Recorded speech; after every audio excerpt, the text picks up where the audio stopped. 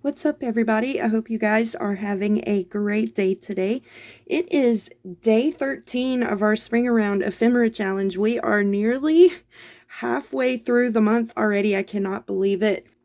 So today's word is kites, and I have two, two ideas in mind. So I did go ahead and make an example, and keeping with the theme of my last video, we are using up some fabric scraps, but I'm gonna make a paper kite with you as well. So I made this little fabric kite out of fabric scraps, and I think it would be really cool as a bookmark in a journal. And it doesn't have to be a spring journal, it can be any journal, but I just think it's super cute.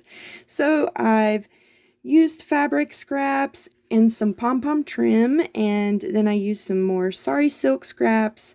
I've tied a bow here, and then just two little simple ties down the string. And the back isn't quite as pretty as the front is, but I still think it turned out pretty cute, and I've managed to use up more of my fabric scraps. So I'll show you guys how to make that, but first we're going to make a paper one because I definitely wanted to use some of my paper scraps as well. So let's get into making, and I'll show you guys what you need to make these. Okay, so basic supplies, you're going to need a ruler, some glue, a pencil, a pair of fabric scissors, and regular scissors.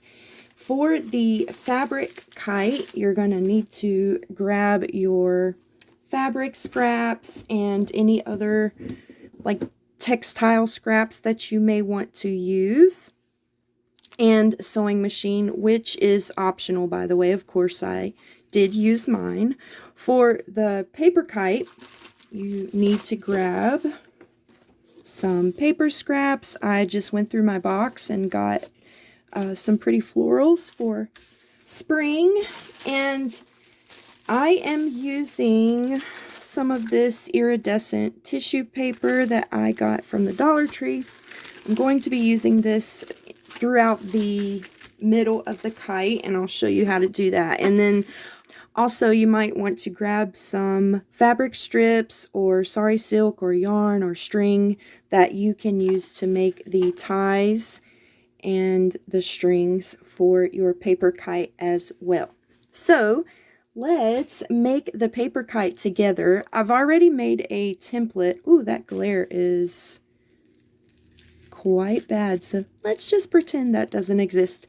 I've already made a template, and I've chosen 2 sheets of paper, and I'll cut this one out with you so you can see how I did it. Measurements, pretty loosely here. I kind of just eyeballed it at first, but if you are a stickler for that and you want measurements, the ones that I'm making today, the square of paper that I started with was roughly 5 inches by 6 inches. And then I wanted to give myself some space. It's going to be sort of like a window. You're going to sandwich the tissue paper or vellum or whatever you would like in between 2 sheets of your scrap paper. So I did measure out 1/4 inch for every single edge, and that will give me some room to glue everything down and then glue it together. Let's start by cutting out the other shape that's going to be used.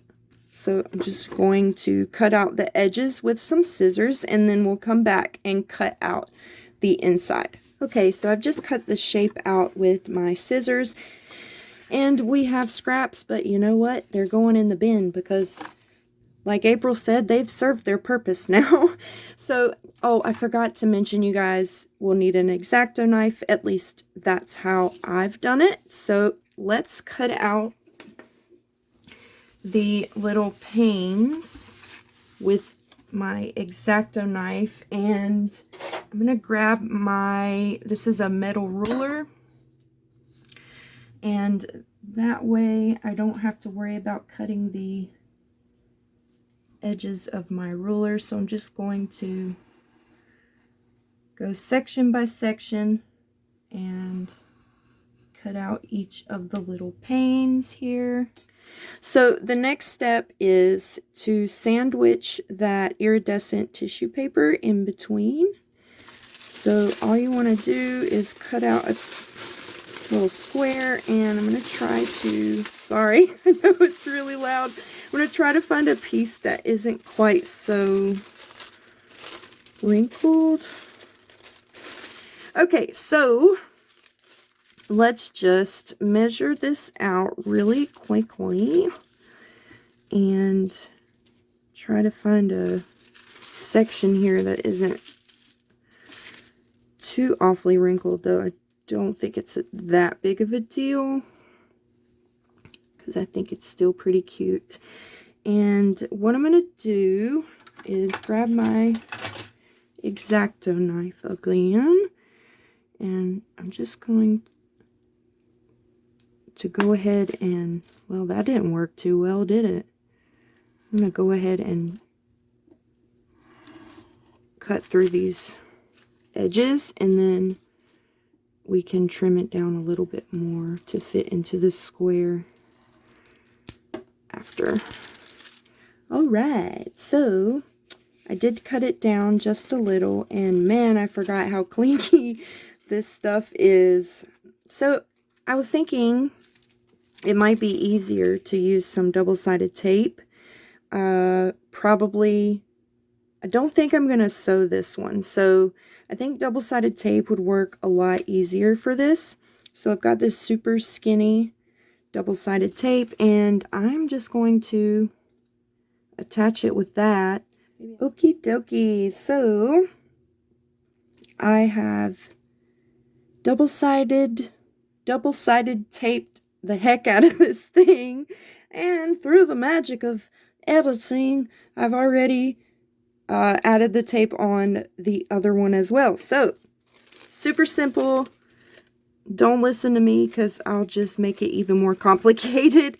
All we gotta do is line up this cute iridescent tissue paper. I'm starting in the center. It's stuck. Starting in the center here. And attempting to work my way outward. So isn't that cute? And then we add the front piece on this side. Okay, let me see if I can actually get this lined up. And I know that one centerpiece, I kind of messed that one up a little bit, but with the iridescent paper, it kind of hides my mistakes a little bit, so that's good. Okay, so let me grab my little paper creaser here. Make sure we've got some good adhesion. And then all you have to do, if you are like me, is cut the excess edges off where you have misaligned or mismeasured like I did. And that's it. That is the paper kite. And then if you want to, you can add some string. So I'm going to grab I have a container with the fabric scraps, and then this box holds, I curated my scrap collection, because let me tell you, it was quite a collection when I rearranged my craft room the beginning of the year, and I have promised myself that if the scraps are too much to fit into this box, they go. Plain and simple. Oh, that's cute. I think I dyed that for a journal a long time ago, so it doesn't really... Okay, let me see what I've got in my Sorry Silk scrap jar. That would match. Actually, this would look pretty cute, I think. Now, we can use this to go around the edges. I can do that later, but That is pretty cute. And then, just for the sake of example here, not going to use these, but you can glue this on, you can staple it, and in the same way that I made the fabric one, I just glued the strips together at the top and then glued it and then sewed it to the kite. So you can put strings on it and decorate it however you like. So that's how you make the paper kite and use up, you know, some cool stuff from your stash. Maybe you have some mesh fabric or something that can go in the center, and I think that would be super cute as a pocket on a journal page as well, because you can have the little window there, and I think that's really pretty. You could make a pocket and have your little kite string kind of coming off the side. Now I'm going to show you guys how I made the fabric one.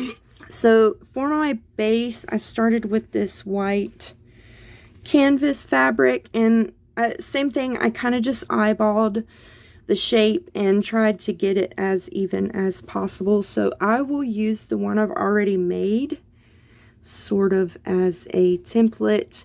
So you've got your basic shape here, and I did measure this out, so you might want to try measuring it out before you cut it and everything, but you guys get the gist of it, because I really think you guys need a guide for this one, just so that it doesn't come out looking too awfully wonky, if you know what I mean. So I am just creating a cross here so that I can use this as a template for each of my fabrics. So then once you have your base piece measured out, and basically this is going to be sandwiched in between to kind of give it some more, to make it more substantial. So I'm going to pick out some cute like spring fabrics. I've got this piece here that was glued to a page, so I can use some of that. And then I really like this one, so maybe not this one. Let's use some of this one. And maybe the pink stripe. I think that's really pretty. You can use 2 fabrics, you can use 3, you can use 5, whatever your heart desires, whatever calls to you from your scrap pile. I actually really like this. I know the lighting isn't, I don't have natural light right now, so we're going to go with it. These are all scraps from the little golden books journals that I made a couple of years ago. So, okay, I'm just going to go with 2 for now. And all you have to do is cut out each section with a different fabric if you want to do it that way. I'm going to start out with the one, and what I'm doing is leaving just a bit of space, more than what I think I need. So if you're sewing it on the sewing machine, you're going to want that extra space so that you have room to make the seam. I did do my seams on the outside because I like the way it looks, but you can also flip them and do it in reverse so it's a nice and smooth surface. I hope that makes sense. I can, I'll do it with this one so you guys can see what I mean. So, okay. In not so many words, you're going to measure out each section of your kite with a little bit of extra fabric on each side. So I'm leaving myself, I don't know, 1/8 of an inch maybe, just to be safe. So I'm just going to use the first shape that I cut as my template. I hope this makes sense. I am not a professional sewer. I love to use my sewing machine, but I am not a professional. So I'm just basically showing you what I did in order to make mine. So I'm going to need 2 of these for the front and 2 for the back. So I'm going to go ahead and cut out the next 2 pieces that I needed. Okay, so once you have all 8 of your fabric pieces cut out, I'm going to show you how I line them up. And just be wary of how you're cutting your shape. Each one is going to change if you want your pattern to go a particular way, because I actually messed up really bad the first time I did this, and I was not paying attention to that. The stripes, I don't really care which way they go. So you can see that I have cut out, you know, ample amount of extra space for the seams, and then of course the back side is going to look exactly the same. Okay, so what I'm going to do is I'm going to take these to the sewing machine. The first thing I'm going to do is sew a seam along this edge. So you're going to connect these 2 pieces along this edge. So I'm going to do that, and then I'll show you what to do next. Okay, so very quickly, what I did not mention before, I wanted to show you guys how to do the seams so that you don't have the frayed pieces showing. As you can see, when I sewed these seams together, I had the back sides facing each other like this. So if you don't want the, like, you know, the tatted or tattered seam to show, you're going to do front sides of your fabric facing each other like this, and then you're going to sew along this long seam here. So we're doing this one first, and then we will connect the 2 pieces together this way, which I'll show you in a minute. So you'll have this nice neat seam here, which you can iron down after you're done if you want to. We're not going to mess around with that right now, but that way it looks different than it does this way. So I'm going to sew all 4 of the pairs together, and I'll be right back. Now we have all 4 pairs sewn together at this vertical seam here. So you can see when we lay them down on the template, it's starting to come together. And of course, I've already sewn together the ones for the back side. The next step is to sew these 2 pieces together. So all you do is put front side to front side. So you've got both of your back sides facing out, and you're going to sew along this seam here to connect them together, and that will be this one across horizontally. So I'm going to do that, and then I will show you the next step. Okay guys, I promise we are almost done, and I know that the fabric one has a lot of steps and it may seem a little bit complicated, but if you have a sewing machine, just jump on there, and I promise it's not as complicated as it seems. I hope I'm explaining everything well. My apologies if I'm not. If you have any questions, please feel free to ask me down below in the comments section. We have sewn the 2 sections together at the horizontal seam, and when you open it up, you've got this deal. So you've got the patterns for your kite, and I'm just going to show you the way that I made it. Like I said, I am definitely not a professional seamstress, embroiderer, sewer of any sort. On the front side, what I did next was I want to cut off any excess strings that might be in my way, and no special colors. Once again, I've just used whatever happens to be in my sewing machine. I just used regular glue. So the first thing I did was I went across the center seam, and I'm not worried about opening it up and flattening it out with the iron or anything. This isn't meant to be like super fancy. You guys do you. Make sure I've got my patterns facing up. And I'm just lining it up with the guidelines that I made earlier. I just want to adhere it down enough so that when I flip it over, I can trim the edges without it coming apart. So I glued the center seam across first, and now I'm just going to glue the seams across the guidelines that I've made for myself. I didn't bother with gluing the whole thing down. I don't think that's really necessary. So just going to add a little bit of glue and get the seams glued down so they're nice and secure. You don't have to worry about anything coming apart. Okay. So now once you've got your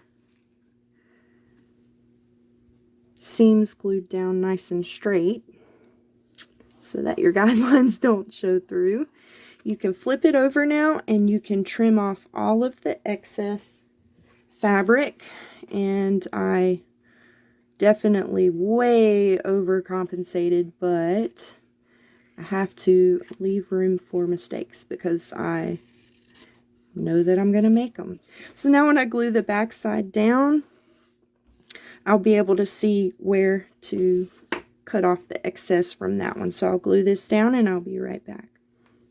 Alright guys, now you have your base shape for your kite, your fabric kite, and you can see I did misalign on this as well. And you know what? I did it on this one too. I did the same exact thing. So that doesn't really bother me. I think it still looks super cute, and it's handmade. It's meant to look handmade.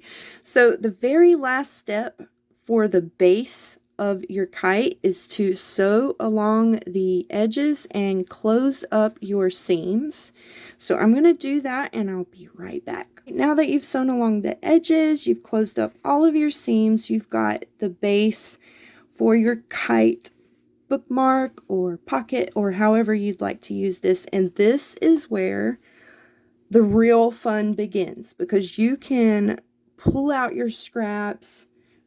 I did use some cute palm trim along the edges, and you can really go to town decorating it however you like. I think yarns would be really pretty for the kite tail. That's the word I was looking for earlier, tail. So you can decorate this however you want, and I'm not gonna keep you guys here any longer, but now you have the idea for the base of your kite. Of course, this is just how I made mine, and I think they're really cute and fun and would complement any spring project well. Or you could totally use these as a decoration if you wanted. These could be used as cards, like you could make a pocket on the back, tuck a little card in there and send it as a card to a friend. You can use these in Happy Mails. And you can also make a paper one, which is way, way, way simpler and way less work. So yeah, these are my projects that I made for the prompt word kite. I hope you guys enjoyed this video, and don't forget to, if you haven't checked the video from yesterday, which was Cindy, and tomorrow is Priscilla. Just as before, I'll have all the links down below in the description box for you and any other information that you may need.